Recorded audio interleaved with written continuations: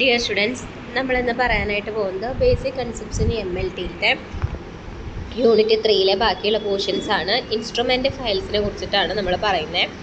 ഓരോ ഇൻസ്ട്രുമെൻറ്റിനെ നമ്മൾ ഓരോ ഫയലുകൾ നമ്മുടെ ലാബിനുള്ളിൽ നമ്മൾ സൂക്ഷിച്ച് വെക്കാറുണ്ട്. ഈ ഫയലിൽ നമ്മൾ വെക്കുന്ന സാധനങ്ങൾ എന്ന് പറഞ്ഞിട്ടുണ്ടെങ്കിൽ ഇൻസ്ട്രുമെൻ്റ് നെയിം, അതുപോലെ തന്നെ അതിൻ്റെ model number, serial number, purchase ചെയ്യുന്ന date, manufacture or supplier contact information, technical service contact information, repair service contact information, warranty ഇൻഫർമേഷനുകൾ, പിന്നെ പ്രിസർവേറ്റീവ് മെയിൻ്റനൻസ്, അതുപോലെ തന്നെ repair service performed by company representative, verification of performance specification. ഇതൊക്കെ നമ്മൾ എന്തിനുള്ളിൽ വെക്കാറുണ്ട്? നമ്മുടെ instrument ഫയലിനുള്ളിൽ വെക്കാറുണ്ട്. അപ്പോൾ നമുക്ക് എന്തെങ്കിലും ഒരു ആവശ്യം വന്നു കഴിഞ്ഞിട്ടുണ്ടെങ്കിൽ ഈ ഒരു ഇൻസ്ട്രുമെൻറ്റിന് എന്തെങ്കിലും കേടുപാടുകളൊക്കെ വന്നു കഴിഞ്ഞിട്ടുണ്ടെങ്കിൽ എന്തെങ്കിലും നമുക്ക് ചെയ്യണമല്ലോ, കാരണം നമുക്കത് ശരിയാക്കണമല്ലോ. അപ്പോൾ അതിനൊക്കെ വേണ്ടിയിട്ടാണ് ഇത്തരത്തിലുള്ള കാര്യങ്ങളൊക്കെ നമ്മൾ എല്ലാ രേഖകളും എടുത്തു വയ്ക്കുന്നത്. നെക്സ്റ്റ് പറയുന്നത് എക്യുപ്മെൻറ്റ് മെയിൻ്റനൻസ് ആണ്. എങ്ങനെ നമ്മളൊരു എക്യുപ്മെൻറ്റിനെ മെയിൻ്റനൻസ് ചെയ്യാം എന്നുള്ള കാര്യമാണ് പറയുന്നത്. പ്രോപ്പർ മെയിൻ്റനൻസ് നമ്മൾ ചെയ്യാൻ വെച്ചിട്ടുണ്ടെങ്കിൽ നമ്മൾ ആ മാനുഫാക്ചർ പ്രൊസീജിയേഴ്സിനനുസരിച്ച് വേണം നമ്മൾ എന്ത് ചെയ്യുന്നതിന് വേണ്ടിയിട്ട്, മെയിൻ്റനൻസ് ചെയ്യുന്നതിന് വേണ്ടിയിട്ട്. അതുപോലെ തന്നെ maintenance log should include a place to document instrument function checks, preservative maintenance and other required monitoring. നമ്മൾ ഈ മെയിൻ്റനൻസ് ലോഗിൽ എന്തായാലും എന്താണ് ഇൻസ്ട്രുമെൻറ്റിന് എന്താണ് പറ്റിയിട്ടുള്ളത്, അല്ലെങ്കിൽ അതിൻ്റെ ഫങ്ഷൻസിൽ എന്തൊക്കെയാണ് നമ്മൾ ചെക്ക് ചെയ്തിട്ടുള്ളത്. അതുപോലെ തന്നെ പ്രിസർവേറ്റീവ് മെയിൻ്റനൻസ് ആണെങ്കിൽ അത് നമ്മൾ എഴുതി വെക്കണം. അതുപോലെ തന്നെ വേറെ എന്തെങ്കിലും പ്രശ്നങ്ങൾ ഉണ്ടായിരുന്നു മോണിറ്റർ ചെയ്യുമ്പോൾ ഉണ്ടെങ്കിൽ അത് നമ്മൾ എഴുതി വെക്കണം.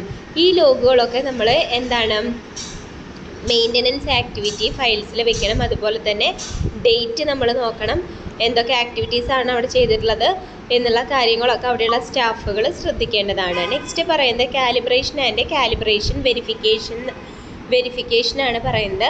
അതായത് നമ്മുടെ ലാബിലൊക്കെ യൂസ് ചെയ്യുന്ന പലതരത്തിലുള്ള മെഷീനുകളുണ്ട്. ആ മെഷീനുകൾ കൃത്യമായിട്ട് തന്നെയാണ് വർക്ക് ചെയ്യുന്നത് എന്നറിയുന്നതിന് വേണ്ടിയിട്ട് നമുക്ക് ഒരു സാമ്പിൾ അയച്ചു തരും. അതായത് നമുക്ക് ഒരു സാമ്പിൾ അയച്ചു തന്നിട്ട് അതിനെ കാലിബ്രേറ്റർ എന്നാണ് നമ്മൾ, കാലിബ്രേഷൻ സെറ്റ് എന്നാണ് നമ്മളതിനെ പറയാം.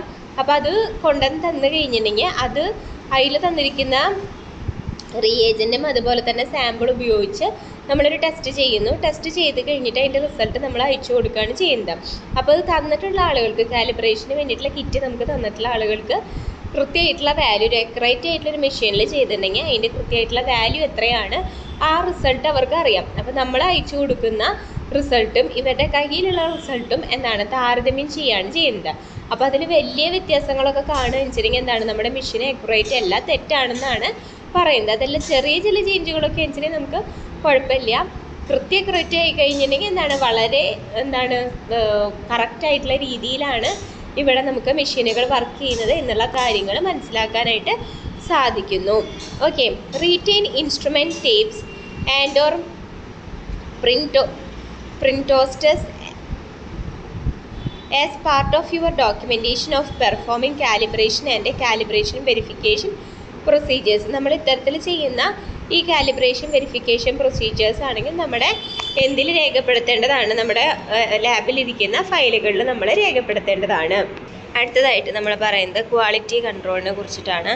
അപ്പോൾ ക്വാളിറ്റി കൺട്രോൾ എന്ന് പറയുന്നത് ഈ ഒരു പ്രോസസ്സിൽ നമ്മൾ testing material that have A known concentration of the substance being measured prior to or concurrently with a patient's testing.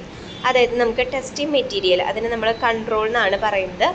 ആ കൺട്രോൾ വെച്ചിട്ട് നമുക്ക് എന്താണ് പേഷ്യൻറ്റിൻ്റെ ടെസ്റ്റ് ചെയ്തിട്ട് പേഷ്യൻറ്റിൻ്റെ നമ്മൾ ടെസ്റ്റുകൾ ചെയ്യുമ്പോൾ അതിലൊരു കൺട്രോൾ വെക്കുന്നതിന് വേണ്ടിയിട്ട് നമ്മൾ കൊടുക്കുന്നതാണ് ഈ ക്വാളിറ്റി കൺട്രോൾസ് എന്നൊക്കെ പറയുന്നത്. The goal is to obtain result that are within the expected target range of the control material, giving confidence that the test system is accurately measuring the analyte. അപ്പോൾ നമ്മൾ പേഷ്യൻ്റെ നമ്മൾ ടെസ്റ്റുകൾ ചെയ്യുമ്പോൾ പോസിറ്റീവ് എങ്ങനെയാണെന്ന് നമുക്കറിയില്ലെന്ന് വെച്ചിട്ടുണ്ടെങ്കിൽ നമുക്ക് ഈ ഒരു സിസ്റ്റം നോക്കിക്കഴിഞ്ഞില്ലെങ്കിൽ നമുക്ക് ഈ ഒരു ക്വാളിറ്റി കൺട്രോൾ നോക്കിക്കഴിഞ്ഞാൽ ഇതാണ് പോസിറ്റീവ് ആയിട്ടുണ്ടെങ്കിൽ ഇങ്ങനെയാണ് കാണുക, നെഗറ്റീവ് ആയിട്ടുണ്ടെങ്കിൽ ഇങ്ങനെയാണ് കാണുക എന്ന് നമുക്ക് മനസ്സിലായിട്ടുണ്ടെങ്കിൽ നമ്മുടെ പേഷ്യൻറ്റിന് കിട്ടിയ റിസൾട്ട് നമുക്ക് വെച്ചിട്ട് ഇത് പോസിറ്റീവാണോ, പേഷ്യൻ്റ് പോസിറ്റീവ് ആണോ അല്ലെങ്കിൽ നെഗറ്റീവ് ആണോ എന്നുള്ള കാര്യം നമുക്ക് അനലൈസ് ചെയ്യുന്നതിന് വേണ്ടി പറ്റുന്നു. Analysing controls Ensure that your test system is working properly and that your laboratory is getting the right result on your patient tests. അങ്ങനെ അതുവഴി നമുക്ക് പേഷ്യൻസിന് കൃത്യമായിട്ടുള്ള റിസൾട്ട് കൊടുക്കുന്നതിന് വേണ്ടിയിട്ടും നമ്മുടെ ലാബ് ശരിയായ രീതിയിൽ അല്ലെങ്കിൽ ആക്യുറേറ്റ് ആയിട്ടുള്ള രീതിയിൽ വർക്ക് ചെയ്യുന്നതിന് വേണ്ടിയിട്ടും പറ്റുന്നു. അതുപോലെ തന്നെ നമ്മുടെ ലബോറട്ടറീസിൽ ഇത്തരത്തിലുള്ള ഡോക്യുമെൻറ്റ്സുകൾ അതുപോലെ തന്നെ പോളിസീസ് ആൻഡ് പ്രൊസീജിയേഴ്സ് ഒക്കെ നമ്മൾ എന്താണ് മാർക്ക് ചെയ്ത് അല്ലെങ്കിൽ ഫയൽ ചെയ്ത് വെക്കുന്നതാണ്. In other words you must have a written quality control program that describe your quality control activities for each test you perform. അതുപോലെ തന്നെ നമ്മൾ ഓരോ ടെസ്റ്റ് ചെയ്യുമ്പോഴും ഇത്തരത്തിൽ നമ്മൾ ക്വാളിറ്റി കൺട്രോളും കാര്യങ്ങളൊക്കെ നോക്കാറുണ്ട്.